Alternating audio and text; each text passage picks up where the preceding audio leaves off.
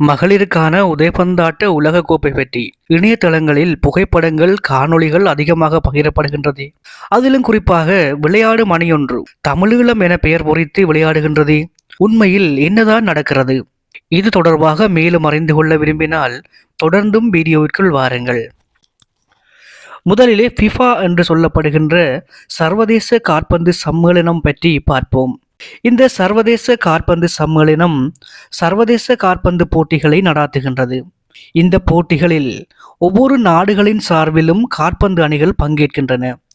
ஆண்கள் மற்றும் பெண்கள் சார்பில் உலகக்கோப்பைக்கான போட்டிகளும் பிஃபாவால் நடாத்தப்படுகின்றது என்பது நீங்கள் அறிந்த விடயம்தான்.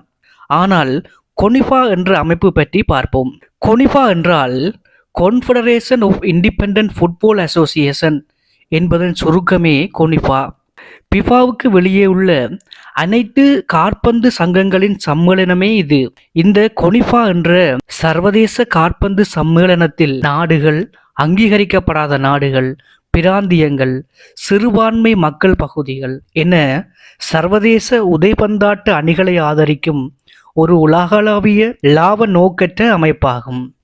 இந்த கொனிஃபா என்ற அமைப்பு 2013ஆம் ஆண்டு ஜூன் 7ஆம் தேதி நிறுவப்பட்டது.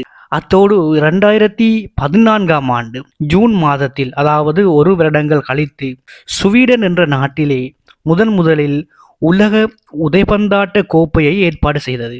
அதேபோன்று மகளிருக்கான உதைபந்தாட்ட உலகக்கோப்பை முதலில் கொனிஃபாவால் 2022ஆம் ஆண்டிலேதான் நடாத்தப்பட்டது. அதனைத் தொடர்ந்து இரண்டாவது மகளிருக்கான உலக உதைபந்தாட்ட கோப்பை தற்போது இந்த மாதம், அதாவது 2024ஆம் ஆண்டு மே மற்றும் ஜூன் மாதங்களில் இந்த போட்டிகள் நடைபெற்று முடிந்தன.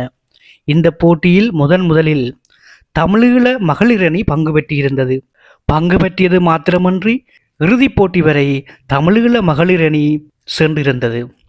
இறுதிப் போட்டியில் தோல்வியடைந்திருந்தாலும் தமிழர்களின் மனங்களில் நிரந்தர இடம் பிடித்துவிட்டது தமிழீழ அணி.